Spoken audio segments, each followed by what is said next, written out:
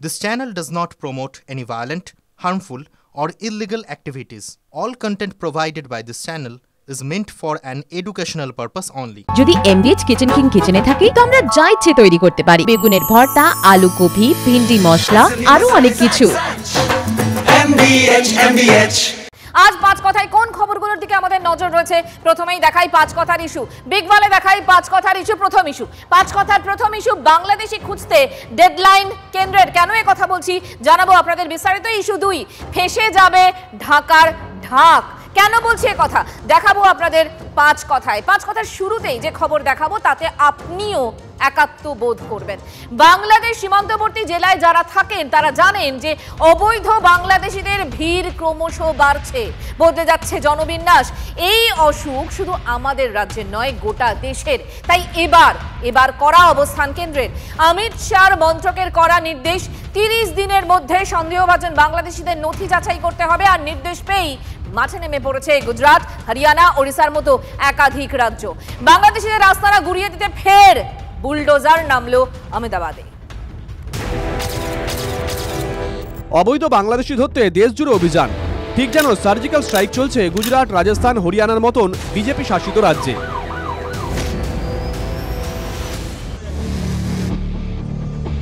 ছবি কথা বলে। গুজরাটের আহমেদাবাদ পুরসভার অভিযান বুঝিয়ে দিচ্ছে নরেন্দ্র মোদীর রাজ্য কতটা কড়া। চান্দোলা লেক এলাকা অবৈধ বাংলাদেশিতে ভরে গেছিল। এপ্রিলের শেষে নাগারে ধরপাকড়, তারপরেই আস্তানায় অভিযান। এক লপ্তে 4000 ঝুপড়ি গুড়িয়ে দেওয়া হয়, খালি করা হয় 1.5 লক্ষ বর্গমিটার এলাকা। মঙ্গলবার থেকে শুরু হয়েছে দ্বিতীয় পর্যায়ের অভিযান।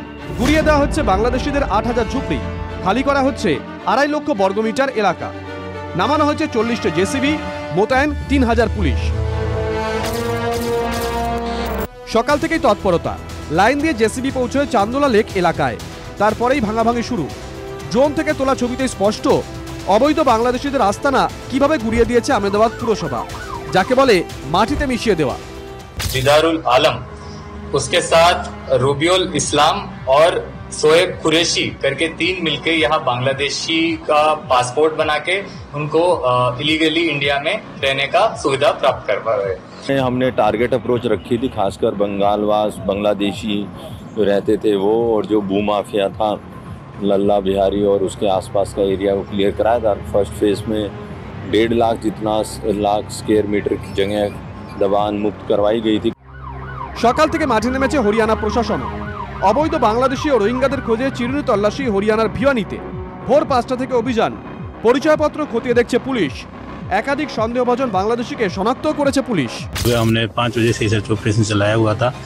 सर्चिंग अभी हमारी जारी है। कुछ डाउटफुल व्यक्ति मिले हैं जिसमें 6 पुरुष और 4 महिलाएं। बांग्लादेशी चिन्हित হলেই বাংলাদেশে ফেরত পাঠানো হবে। ইতিমধ্যে অবৈধ বাংলাদেশিদের ফেরত পাঠানো শুরু করেছে কেন্দ্র। 2024 সালে 294 জন অবৈধ বাংলাদেশিকে ফেরত পাঠিয়েছে ভারত। 30 এপ্রিল 2025 পর্যন্ত 100 জন অবৈধ বাংলাদেশিকে ফেরত পাঠানো হয়েছে। 4 মে গুজরাট থেকে ধৃত 300 জন বাংলাদেশি আগরতলা হয়ে বাংলাদেশে ফেরত পাঠানো হয়। হরিয়ানা বা গুজরাটের তৎপরতা দেখলে স্পষ্ট সংখ্যাটা আরও বাড়বে, কারণ এবার আরও কড়া অবস্থান অমিত শাহের মন্ত্রকের। 30 দিনের মধ্যে সন্দেহভাজন বাংলাদেশিদের নথি যাচাইয়ের নির্দেশ কেন্দ্রের তরফে। নথি যাচাই না হলে 30 দিন পর ফেরত পাঠানো হবে বাংলাদেশে। অবৈধ বাংলাদেশের ভিড়ে একই জনবিন্যাস বদলে যাচ্ছে, তার উপর নিরাপত্তা বিঘ্নিত হওয়ার আশঙ্কা। সব বিপদের সমূলে উৎপাদন করতে মরিয়া কেন্দ্র। Bureau report, TV9 Bangla. Gujarat, Haryana, Odisha একের পর এক রাজ্যে বাংলাদেশি ধরতে অভিযান, এবং গত কয়েকদিনে বাংলাতেও ধরা পড়েছে একাধিক বাংলাদেশি। এত বাংলাদেশি আসছে কোথা থেকে? কেন্দ্রীয় মন্ত্রী গিরিরাজ সিং এর নিশানায় মমতা বন্দ্যোপাধ্যায়। মমতা বন্দ্যোপাধ্যায় বাংলাদেশি অনুপ্রবেশকারীদের জন্য করিডোর বানিয়েছেন, আর এটাই ওর দেশভক্তি। অভিযোগ কেন্দ্রীয় মন্ত্রী গিরিরাজ সিং এর। तो बांग्लादेशी घुसपैठियों के लिए कॉरिडोर बनाए ना, और कहें कि मेरे रहते हुए कौन बांग्लादेशी को निकालेगा। यही उनका राष्ट्रभक्ति है। গিরিরাজের মন্তব্য শুনে আরো আক্রমণাত্মক বিজেপি বিধায়ক অগ্নিমিত্রা পাল। সেফ করিডোর, এটাই ওনার দেশভক্তি। ঠিকই বলেছেন গিরিরাজ সিংজি। সেফ করিডোর জঙ্গিদের জন্য। এসো, ওখান থেকে এসো, থাকো এখানে, আমি তোমার সমস্ত ডকুমেন্টস বানিয়ে দিচ্ছি, তোমাদের কেউ ডিস্টার্ব করবে না। পুলিশকে বলা আছে তোমরা এখানে শুধু একাধিক জায়গায় গিয়ে ভোটটা দেবে। যখন উত্তরবঙ্গে হবে তুমি উত্তরবঙ্গে ভোটটা দেবে, তা করতেই তুমি চলে আসবে এখানে নদিয়াতে ভোটটা দিয়ে দেবে, দেওয়ার পর তুমি চলে যাবে আসানসোল, সেখানে ভোটটা দিয়ে দেবে, লাস্টে কলকাতায় তুমি ভোটটা দিয়ে দেবে।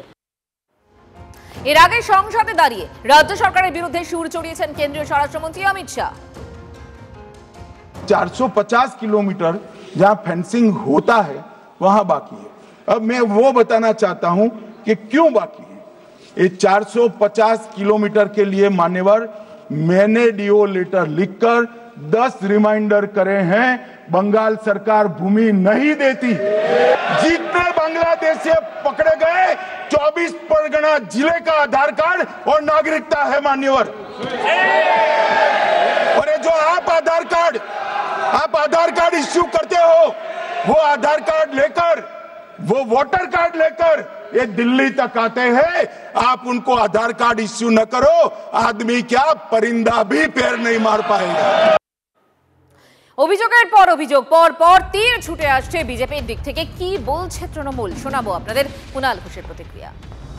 তাহলে তো বলতে হয় গিরিরাজ সিং এর রাজনৈতিক দল, গিরিরাজ সিং এর সরকার বাংলাদেশ থেকে লোক ঢোকাবার কাজে ব্যবহৃত হচ্ছে। এই ধরনের কথা গিরিরাজ সিং বলেন কোন সাহসে? আয়নায় মুখ দেখুন গিরিরাজ সিং। বাংলাদেশের সীমান্ত কার পাহারা দেওয়ার কথা? বিজেপির পাহারা দেওয়ার কথা, কেন্দ্রীয় সরকারের পাহারা দেওয়ার কথা, বিএসএফ এর পাহারা দেওয়ার কথা।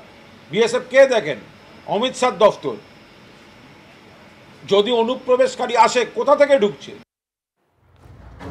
অবৈধ বাংলাদেশি খুঁজে বের করে দেশ থেকে বের করে দেওয়া হচ্ছে। একই সঙ্গে বাংলাদেশকেও শিক্ষা দিচ্ছে ভারত। বাণিজ্যে সার্জিক্যাল স্ট্রাইক, মোদী সরকারের চালে বিপাকে ইউনুসের বাংলাদেশ এবং ঢাকার ঢাক এবার ফেঁসেই যাবে।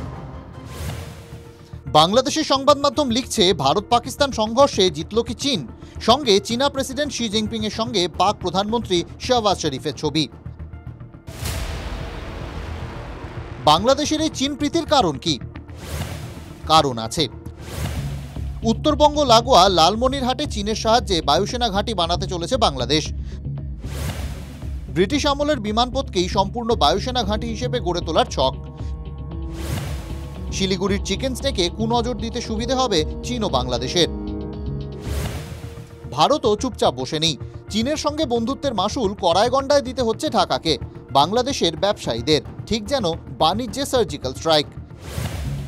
রেডিমেড পোশাক, খাবার, ফল সহ বেশ কিছু বাংলাদেশি পণ্যের আমদানিতে স্থলবন্দর ব্যবহারে নিষেধাজ্ঞা। শুধুমাত্র কলকাতা এবং মুম্বাই বন্দর ব্যবহারে ছাড়পত্র। ফলে মহাবিপাকে বাংলাদেশের রফতানিকারকরা। পণ্য রফতানিতে খরচ বাড়ছে বাংলাদেশিদের। সময় বেশি লাগবে, ফলে আমদানিকারকরা উৎসাহ দেখাবেন না। নির্দিষ্ট পণ্যের জন্য স্থলবন্দর বন্ধ করে দেওয়ায় ইতিমধ্যেই বাংলাদেশি ব্যবসায়ীরা থই খুঁজে পাচ্ছেন না। হাহাকার পড়ে গিয়েছে বাংলাদেশে। ভারত কড়া অবস্থান নিতেই 10,000 কোটি টাকার ধাক্কা লেগেছে বাংলাদেশের গায়ে। ব্যবসা লাটে উঠেছে। এরপরও চীনের তাবেদারি চালিয়ে যাবেন আমেরিকার হাতের পুতুল Mohammad Yunus. Bureau report, TV9 Bangla. বিশ্বমঞ্চে পাক সন্ত্রাসের মুখোশ খোলার কেন্দ্রীয় দলে যোগ হলো অভিষেক বন্দ্যোপাধ্যায়ের নাম। তৃণমূল সূত্রে খবর যে সংসদীয় দলে তৃণমূল প্রতিনিধি কে হবেন তা জানতে মমতা বন্দ্যোপাধ্যায়কে ফোন করেন কিরেন রিজিজু।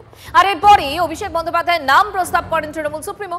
কেন্দ্রের বিরুদ্ধে একতরফাভাবে প্রতিনিধি বাছাইয়ের অভিযোগ তুলেছে কংগ্রেসও, কিন্তু দ্বিতীয় বৃহত্তম দলের আপত্তিকে আমল না দিলে তৃণমূলের মতামতকে কিন্তু গুরুত্ব দিল কেন্দ্র।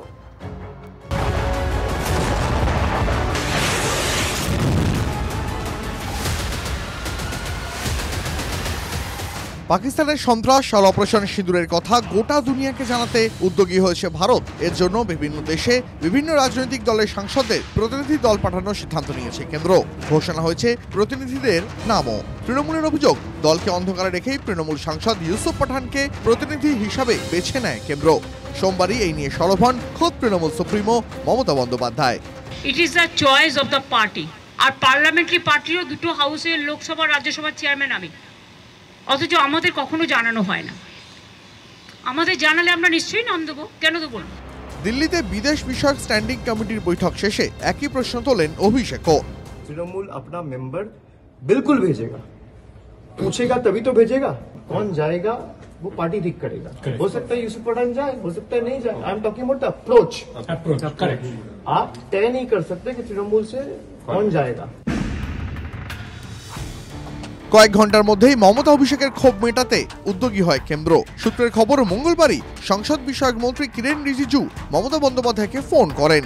তৃণমূলের প্রতিনিধি বাছা নিয়ে মমতার পরামর্শ চান। তৃণমূলের দাবি, এরপরেই প্রতিনিধি হিসাবে অভিষেক বন্দ্যোপাধ্যায়ের নাম প্রস্তাব করেন মমতা। সদস্য নির্বাচন নিয়ে ক্ষোভ প্রকাশের সময়ই প্রতিনিধি দল নিয়ে আরও একটি প্রস্তাব দিয়েছিলেন অভিষেক। Instead of sending parliamentarians, we should be sending the family members of the martyrs or the victims' family or the survivors. We should be sending the brave armed forces, the officers who have led Operation Sindoor from the front lines. Who better can represent them when it comes to representing the country? পাকিস্তানের মুখোশ খুলতে সাংসদদের বদলে দেশে দেশে পাঠানো হোক পেহেলগাঁও শহীদ পরিবারের সদস্য ও অপারেশন সিঁদুরের সামনে সারিতে থাকা বাহিনীর সদস্যদের। এবার সেই প্রস্তাব দেওয়া অভিষেক বন্দ্যোপাধ্যায়কেই সাংসদ হিসাবে প্রতিনিধি বেছে নিয়েছে কেন্দ্র। দলকে না জানিয়ে প্রতিনিধি বাছার অভিযোগে কিন্তু তৃণমূলের আগেই সরব হয় কংগ্রেস। 7 প্রতিনিধি দলের নেতৃত্বের তালিকায় 1 নম্বরে ছিল শশী থারুরের নাম। সঙ্গে সঙ্গেই কংগ্রেসের media in-charge Jairam Ramesh social মিডিয়ায় জানিয়েছিলেন থারুরের নাম দলের পাঠানো সাংসদের তালিকায় নেই। কংগ্রেসের প্রস্তাবিত তালিকাও পোস্ট করে দিয়েছিলেন রমেশ। কংগ্রেসের সেই ক্ষোভ নিয়ে উদ্যোগে না নিলেও তৃণমূলের ক্ষেত্রে কিন্তু চটজলদি সমাধানের রাস্তা বেছে নিল কেন্দ্র, যা রাজনীতির সমীকরণ নিয়ে জল্পনাও উস্কে দিল। Bureau report, TV9 Bangla.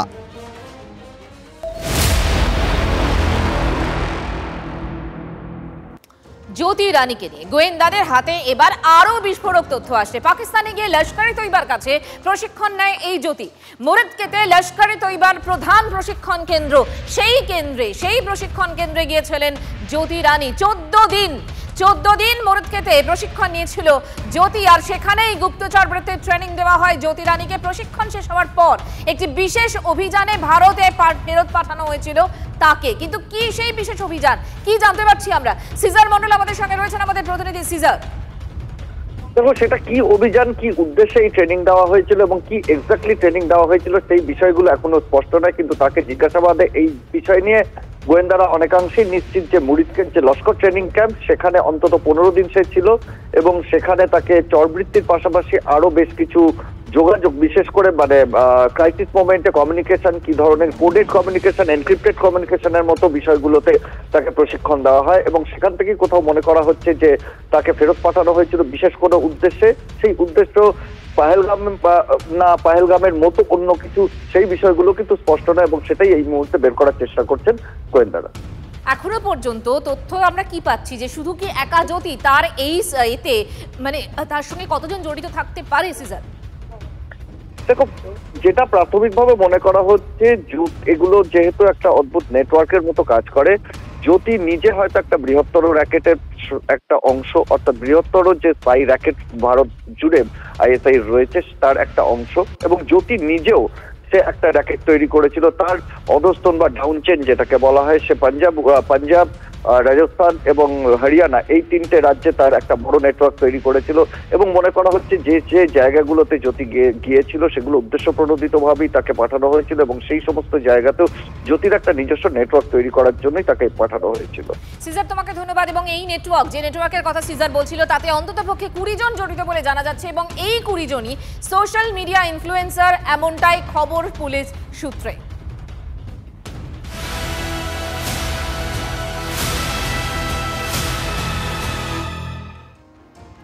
পাকচর জ্যোতির ডায়েরিতে পাকিস্তান সফরের উল্লেখ রয়েছে। TV9 বাংলার কাছে জ্যোতির সেই ডায়েরির পাতা।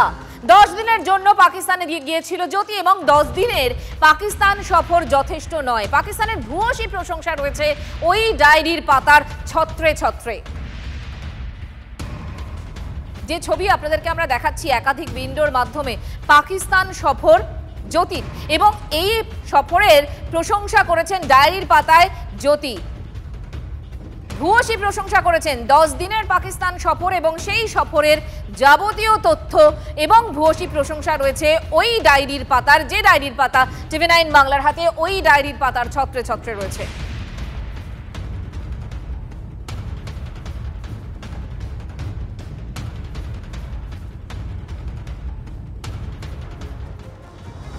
না জ্যোতিতে তো শেষ নয়, আরও রয়েছে। জ্যোতির পর পাকচর গজালাকে জেরায় চাঞ্চল্যকর তথ্য। মলের কোটের গজালাকে বিয়ের প্রস্তাব দেয় পাক দূতাবাস কর্মী দানিশ। গজালাকে 20,000 টাকাও দিয়েছিল দানিশ। বিনিময়ে সেনাবাহিনী সম্পর্কে তথ্য দিয়েছিল গজালা। দুবার পাকিস্তানে যায় এই গজালা।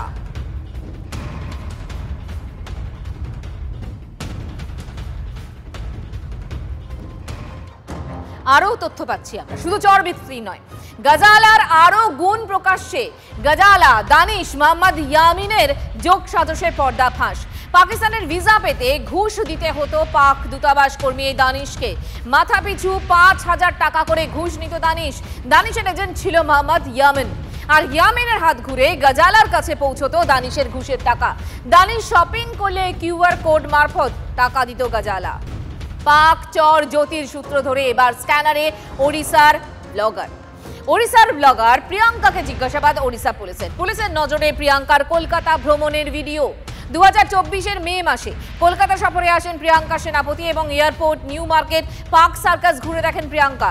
এয়ারপোর্টের সিকিউরিটি চেকিং থেকে রানওয়ের মতো স্পর্শকাতর জায়গার ভিডিও তোলেন। প্রশ্ন উঠছে, নিছক কন্টেন্ট বানাতেই কি ভিডিও তুলেছিলেন প্রিয়াঙ্কা, নাকি এর পিছনে ছিল জ্যোতি রানীর ফন্দি ফিকির?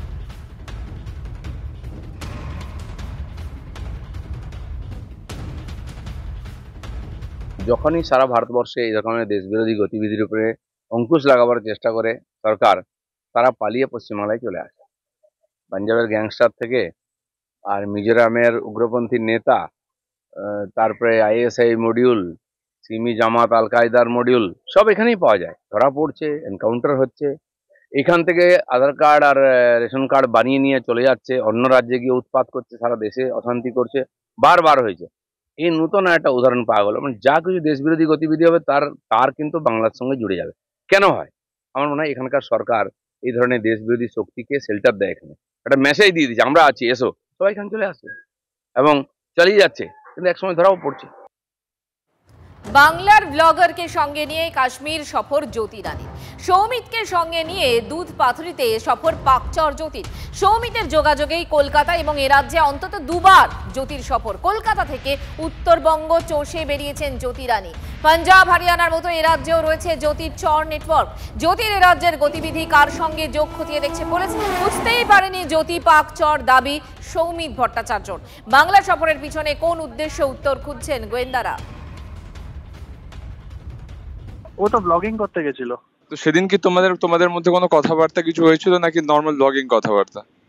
নর্মাল যেমন হয়, আমরা তো সেম কোম্পানি প্রমোশন করতে গেছিলাম। ওদের প্যাকেজটা অনেক বড় ছিল, আমার জাস্ট দুধপাত্রি ছিল। তো ও দুধপাত্রি থেকে কি অন্য কোথাও গেছিল? না না, অন্য কোথাও যায়নি। ওখানে মেন গ্রাউন্ডে, দুধপাত্রি গ্রাউন্ডে, যেটা ওখানে আছে, দুধপাত্রি ওয়াটারফল আছে। ওয়াটারফল মানে ফ্রোজেন রিভার আছে ওখানে। তো তখন কি তোমার কি সাসপিসিয়াস কিছু মনে হয়েছিল? না, কোনো সাসপিশিয়াস অ্যাক্টিভিটি ছিল না। जो अभी तक इसमें सफलता मिली है उसको हम कार्रवाई को पूर्ण ना समझें, और ये कार्रवाई एक निरंतर कार्रवाई है, क्योंकि इस पे अभी भी जो ऐसे कोई भी और व्यक्ति हैं, जो और अन्य YouTube चैनल्स हैं, उनको भी खंगाला जा रहा है। और कई बार नए चैनल्स नए नाम से उत्पन्न हो जाते हैं, तो उस पर भी नज़र रखी जा रही है। सो ये अब जो प्रक्रिया है, ये तफ्तीश है, ये अभी जारी रहेगी। MDH চানা মশলা, এখন ছোলা হোক বা বরবটি দানা, সাদা চানা হোক বা কালো, সব রান্নাই হবে অসাধারণ। MDH